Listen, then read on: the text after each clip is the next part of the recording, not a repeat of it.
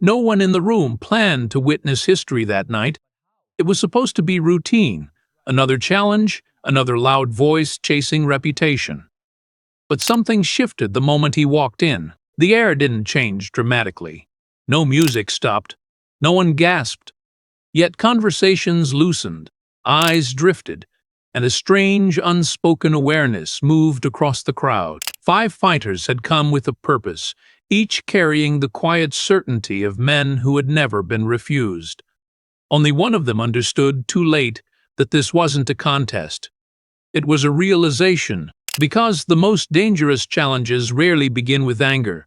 They begin with someone underestimating the calmest man in the room.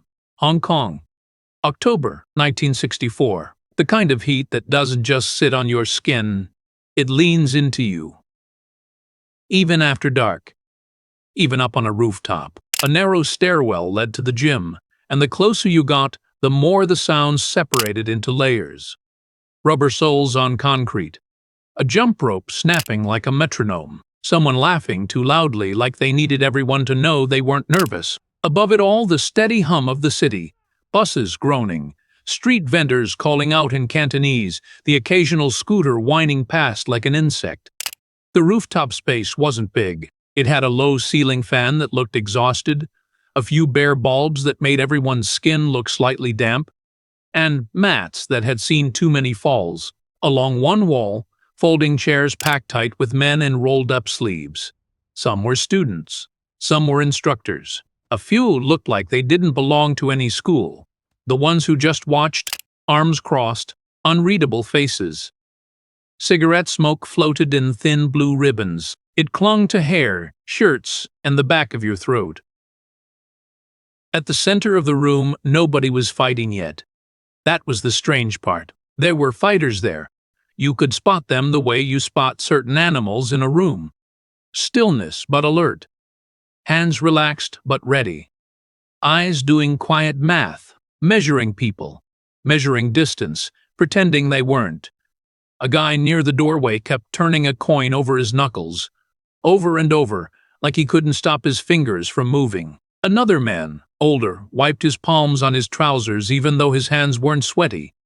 Not yet. Rumors had dragged everyone here.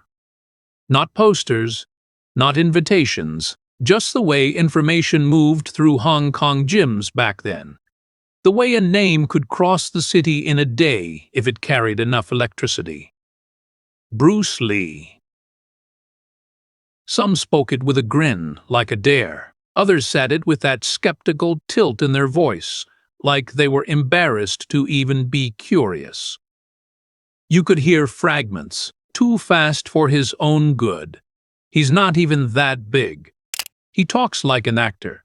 Maybe, but people keep losing to him. There was no official ring, no referee, no rules written down, just an unspoken agreement that tonight something would happen. And then the door at the top of the stairs opened again. A gust of warmer air moved through, and a few heads turned, not dramatically, not all at once. More like a ripple, the way birds shift on a wire. 5 fighters were coming. Not friends, not a team. 5 separate men, each with his own reason for wanting the same thing. To see if the stories were real, or if they were about to end tonight. By 9:30, the rooftop felt tighter. Not physically, nothing had changed. Same chairs, same restless fan, same haze of smoke hanging under the bulbs, but the mood had shifted into something more concentrated, like everyone was sharing the same quiet thought and pretending they weren't. The 5 men didn't arrive together. That would have looked staged. They came in ones and twos, each stepping through the doorway with the guarded ease of someone used to being watched. No grand entrances, no loud declarations, just subtle acknowledgments. Nods to familiar faces, brief handshakes, eyes scanning the room before settling anywhere for too long. People noticed. Of course they did. One of them was broad-shouldered, thick through the chest, carrying himself with a kind of confidence built from years of full-contact sparring. Another moved lightly, almost casually, but his gaze never stopped moving. The third had the stiff posture of a traditional stylist, disciplined, precise, every step deliberate. The last two looked younger, hungrier, their energy less controlled, like coiled springs trying not to twitch. Different schools, different reputations. Same reason for being there. No one announced it, yet the understanding moved quickly through the spectators. Conversations thinned, cigarettes paused halfway to lips, even the coin-flipping man near the door stopped, his fingers finally still. Challenges weren't unusual in Hong Kong gyms, but this carried a different weight. Bruce Lee's name had done something strange to the city's martial arts circles. Not quite admiration, not quite resentment, something in between, a mixture of curiosity and irritation that only grows when someone disrupts long-held hierarchies without asking permission. Too young, some said, too unconventional, too different. And yet the stories persisted. Short exchanges, sudden outcomes. Skilled men walking away quieter than they arrived. Near the center of the room, the 5 fighters settled without clustering. That alone said enough. This wasn't camaraderie. This was alignment of purpose, each man stealing discreet glances at the others, assessing not just the absent opponent, but potential rivals for attention. Because pride is rarely solitary, it compares itself constantly. Somebody near the chairs muttered, barely audible. He'll have to show eventually. A few heads nodded. That was the assumption holding the room together, that sooner or later, Bruce Lee would walk through that same doorway. What nobody considered, not seriously, was how much the atmosphere would change the moment he did. No one used the word test, not out loud. But it hung there anyway, invisible and obvious, stitched into every sideways glance, drifting across the mats. The 5 fighters had spread themselves with careful distance, a geometry of ego and awareness. Too close would signal alliance, too far would look uncertain, so they hovered in that middle ground, near enough to feel each other's presence, far enough to maintain the fiction of independence. The broad-shouldered man leaned against a support column, arms folded, jaw working slowly as if chewing an argument in his head. He didn't speak much, but people kept looking at him. His reputation had arrived ahead of him. Hard sparring. Heavy hands. A style built on pressure rather than finesse. Across the room, the lighter-moving fighter rolled his neck once, twice, loose and unbothered. But his eyes never rested. They tracked footwork, posture, breathing, tiny details most spectators wouldn't notice. He looked relaxed in the way experienced competitors sometimes do, conserving energy while measuring variables others didn't realize were being calculated. The traditional stylist stood upright, almost rigid, hands resting near his sides. Discipline radiated from him. Years of structured forms, rigid mechanics, unquestioned hierarchy. His stillness wasn't casual. It was constructed, deliberate, like a statue trained to breathe.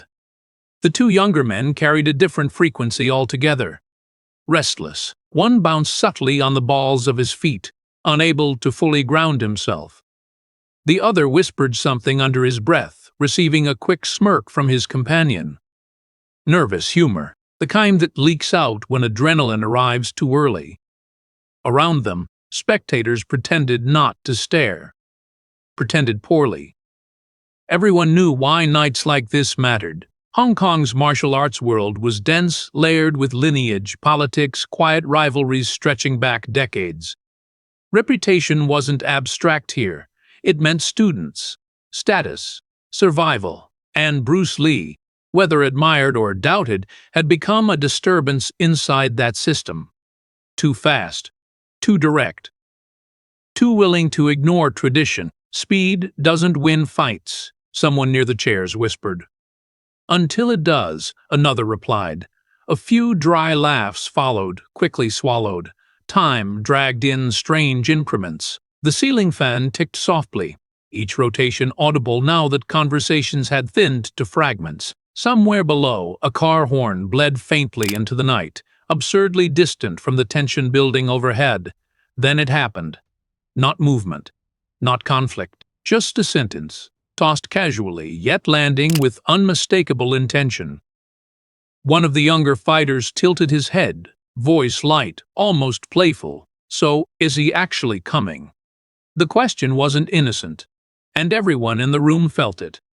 The question didn't fade. It lingered, suspended somewhere between curiosity and provocation. "So, is he actually coming?" A few spectators shifted in their chairs, not dramatically. Just the subtle discomfort of people sensing a line being approached, but unsure who would cross it first. The younger fighter who'd spoken wore a half-smile, the kind that could pass for harmless if you didn't listen closely. His friend beside him let out a soft breath through his nose. Not quite laughter, not quite restraint. Across the room, the broad-shouldered man glanced over, eyes narrowing slightly. Not offended, more attentive, as if recalibrating his opinion of the speaker. Nobody answered. That silence did something interesting. It changed the temperature of the moment without altering the air. The lighter-moving fighter finally spoke, voice even, conversational. "If he said he'd come, he'll come." Simple, neutral, but it carried an undercurrent, the faint suggestion that doubt itself might be misplaced. The traditional stylist didn't look impressed. "He keeps people waiting?" he asked, tone edged with dry skepticism. A few heads turned again. That was new. Direct commentary always was. "No," someone near the chairs murmured, "he just doesn't rush." The phrasing triggered a couple of quiet reactions, an eyebrow raised, a faint smirk quickly hidden. Interpretations differed. Confidence to some, arrogance to others. The younger fighter shrugged, rolling his shoulders. Strange way to build a reputation. There it was, not loud, not openly hostile, but sharpened just enough. The words slipped into the room like a thin blade, barely visible yet impossible to ignore. Pride is highly sensitive to implication, especially in environments where status lives on fragile scaffolding. Even the fan's soft ticking felt louder now. The broad-shouldered man pushed himself off the column, slow, deliberate. "Reputations don't need theatrics," he said. It wasn't clear who he was defending. Bruce Lee, the concept of earned respect, or his own irritation at the direction of the conversation. The lighter-moving fighter watched quietly, expression unreadable. Around them, spectators leaned inward without realizing they had. Tiny movements. Adjusted posture, breath held slightly longer than normal. Because something fundamental had shifted. This was no longer a gathering of skilled men waiting for an arrival. It had become an arena of perception, and perception, once challenged, rarely retreats politely. Near the doorway, footsteps sounded on the stairwell. Soft, unhurried, yet instantly, unmistakably noticeable. The footsteps didn't hurry. That was the first detail people would remember later, though few consciously registered it in the moment. They were light, steady, almost indifferent to the tension coiled inside the room. No dramatic pause outside the door, no hesitation. Just the natural rhythm of someone climbing stairs without urgency. Conversations died mid-breath, not because anyone commanded silence, but because attention shifted with the reflexive speed of instinct. Heads turned in uneven sequence. A chair creaked sharply somewhere along the wall. The man with the coin froze again, fingers locked around metal. The doorway filled. Bruce Lee stepped inside. No announcement marked the entrance, no visible display of dominance. He didn't scan the room theatrically or acknowledge the charged atmosphere pressing against him. He simply walked in. Dark trousers. Light shirt slightly damp from the climb. Sleeves short, revealing forearms lean rather than bulky. His frame was compact, almost deceptively ordinary beside some of the heavier fighters present. Yet the effect was immediate, difficult to explain. Nothing about his posture screamed intimidation. Shoulders relaxed, hands loose, breathing calm. But there was an economy to his movement, an absence of wasted motion that drew the eye in ways louder gestures never could. The broad-shouldered fighter straightened unconsciously, Across the mats, the lighter-moving man's gaze sharpened, curiosity replacing neutrality. The traditional stylist held his rigid stance, though something tightened subtly around his eyes. The younger fighters stopped shifting. Bruce Lee didn't speak. Didn't need to. He moved toward the open space at the center with the quiet assurance of someone entering a familiar environment, not a contested one. Each step carried the same unforced balance, neither slow nor fast, entirely unbothered by scrutiny. Spectators felt it before understanding it.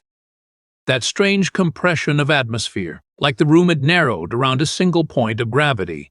Near the chairs, someone exhaled softly, a sound edged with something between surprise and recognition. Bruce Lee finally looked up, not broadly, not challengingly, just a calm, neutral glance across the gathered fighters. And somehow, without any visible change in expression, the entire dynamic of the rooftop gym rearranged itself. No one rushed to speak. That, more than anything, revealed the shift. Moments earlier, the room had been restless, layered with low conversations, quiet posturing, the subtle choreography of pride searching for position. Now an odd stillness took hold. Not forced, not coordinated, yet unmistakably shared. Bruce Lee stood near the center of the mats. Relaxed, not in the exaggerated looseness some fighters used to project confidence, but in a way that looked structurally natural. Weight evenly distributed. Chin level. Eyes alert without appearing tense. Even his breathing seemed detached from the charged atmosphere pressing in from all sides. He gave the room nothing dramatic to react to, which made everyone react internally. The broad-shouldered fighter studied him openly now, arms no longer folded. His earlier certainty hadn't vanished, but it had changed texture, sharpened by direct observation. Bruce Lee's size, often mentioned in dismissive tones, suddenly felt harder to categorize. There was no excess mass, yet no visible fragility either. Across the space, the lighter-moving fighter tilted his head slightly, watching, not assessing for weakness, but for rhythm, timing. The intangible qualities experienced competitors instinctively seek. His gaze lingered on Bruce Lee's foot placement, the relaxed hands, the absence of defensive tension. The traditional stylist remained upright, though the rigidity now carried effort, because Bruce Lee wasn't performing dominance. He was simply present. And presence has a way of unsettling rehearsed expectation. One of the younger fighters cleared his throat, the sound unnaturally loud in the hush. "You're late," he said. The remark tried for lightness but landed unevenly. Bruce Lee's eyes moved toward him, calm, unreadable. "I said I'd come," he replied. "No edge, no apology, no irritation. Just fact." The simplicity of it created a strange ripple through the spectators. The response offered nothing to push against. No emotional surface for confrontation to grip. Silence returned. Thicker now.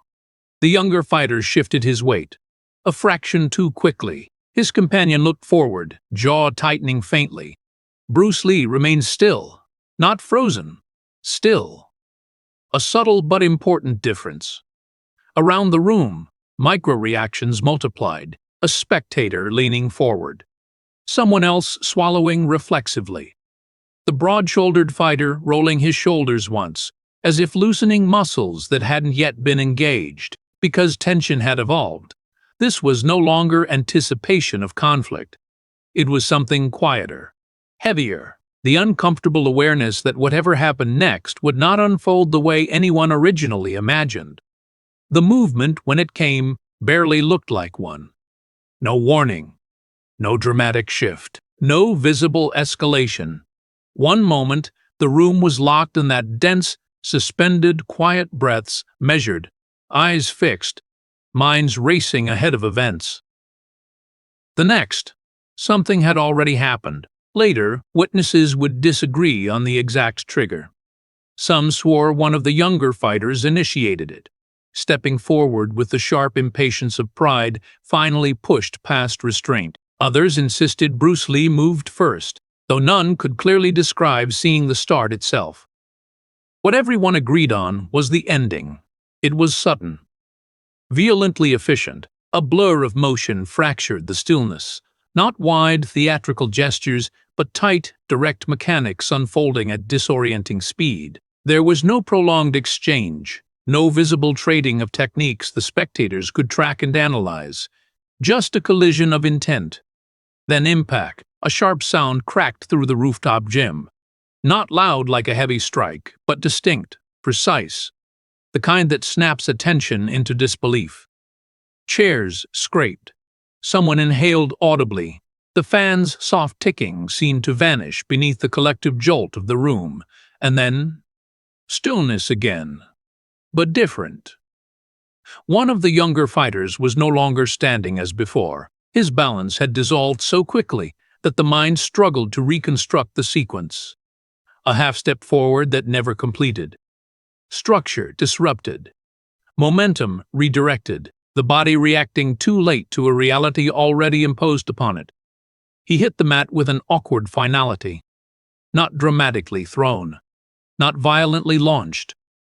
Simply removed from stability. Bruce Lee had barely shifted position. That detail unsettled people most. No visible strain marked his posture. No exaggerated follow-through. His breathing unchanged, gaze steady, as though the brief eruption of motion had required no emotional or physical excess.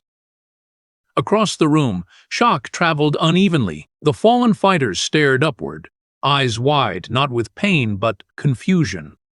The cognitive dissonance of a trained competitor whose internal model of cause and effect had just failed catastrophically. His companion didn't move. Couldn't. The broad-shouldered fighter's expression hardened, though something behind it flickered. Not fear, but recalculation. The lighter-moving fighter's eyes narrowed, not surprised, but intensely focused now. Because something fundamental had been revealed. Not just speed, not just skill, but the terrifying gap between expectation and reality. No one reacted immediately. The human mind has a peculiar delay when confronted with events that refuse to fit its predictions. For a few suspended seconds, the rooftop gym existed inside that gap, a space where perception struggled to catch up with what had already concluded. The fallen fighter remained on the mat, blinking, not writhing, not clutching an injury, just staring upward, chest rising unevenly, eyes searching for an explanation his body couldn't provide. He replayed the moment instinctively, as all fighters do after sudden disruption. Where did the opening appear?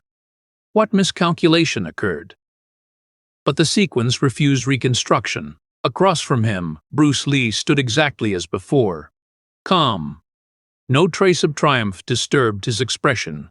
No tightening of posture suggested exertion. He looked neither aggressive nor indulgent, simply attentive. Gaze resting on the grounded opponent with a neutrality that somehow intensified the discomfort spreading through the room. Spectators shifted. Now the sounds returned, soft fabric rustling, a chair leg scraping, someone muttering under their breath. Yet the noise carried a different texture. Less bravado. Less certainty. The emotional temperature had cooled into something quieter and far more complex. Because the outcome had been undeniable. Even without understanding it, the younger fighter's companion finally stepped forward, hesitation breaking a fraction too late to mask itself. His jaw was tight, eyes fixed not on Bruce Lee, but on his friend, pride and concern wrestling silently beneath a composed exterior. "You okay?" he asked. A simple question, yet its presence inside the charged silence felt strangely fragile. The fighter on the mat nodded once, though the gesture lacked conviction. He sat up slowly, movements careful, not from visible injury, but from shaken orientation. The subtle instability of someone whose internal balance had been disturbed beyond the physical. Around him, the other challengers watched with sharpened attention. The broad-shouldered fighter's earlier confidence had condensed into focus. The lighter-moving man's gaze burned with analytical intensity. The traditional stylist stood rigid, but the certainty once anchoring his posture now carried visible strain. Bruce Lee stepped back slightly, unhurried, granting space without theatrics. And in that small, controlled motion, the room understood something without needing words. The night was not unfolding toward chaos. It was unfolding toward clarity, and clarity, in environments built on reputation, can be deeply unsettling. The rooftop never fully recovered its earlier noise. Voices returned, yes, low murmurs, restrained observations, the unavoidable exchange of disbelief between men who had just witnessed something they couldn't comfortably categorize. But the energy had altered in ways no one could reverse, because certainty had cracked. Not loudly, not humiliatingly, but decisively. The younger fighter now stood along the edge of the mats, posture intact, yet subtly different. No visible injury marked him, no dramatic signs of defeat, and yet something fundamental had shifted behind his eyes. The quiet recalibration that follows direct confrontation with unexpected reality. His companion remained beside him, unusually silent. Across the room, the remaining challengers carried their own internal adjustments. The broad-shouldered fighter no longer leaned casually. His attention had narrowed, studying Bruce Lee not as rumor or reputation, but as a problem requiring careful respect. The lighter-moving fighter's curiosity had deepened into something closer to recognition. The analytical fascination of someone glimpsing mechanics beyond conventional rhythm. Even the traditional stylist, rigid as ever, radiated a more complicated stillness. Discipline remained, but the invisible scaffolding of assumptions supporting it had clearly been disturbed. At the center, Bruce Lee showed no outward transformation, no swelling pride, no visible hunger for escalation. He moved lightly across the mats, relaxed, composed, as if the brief exchange had confirmed nothing extraordinary. His presence carried the same unsettling economy, a man neither inflated by dominance nor diminished by scrutiny. That restraint did something profound. It denied the room an easy narrative. There was no theatrical victor, no defeated spectacle, no emotional punctuation to simplify interpretation. Only evidence, unadorned and impossible to ignore. Spectators sensed it instinctively. That strange cognitive dissonance when expectation collides with reality and fails to survive intact. Conversation circled cautiously, words chosen with unusual care. Outside, Hong Kong pulsed on, indifferent to revelations unfolding above its streets. Inside the rooftop gym, however, something quieter endured. A recognition difficult to articulate, yet impossible to dismiss, that danger does not always announce itself through size, volume, or aggression. Sometimes it arrives quietly, balanced, calm, unhurried, and by the time the room understands what stands before it, the outcome is already decided.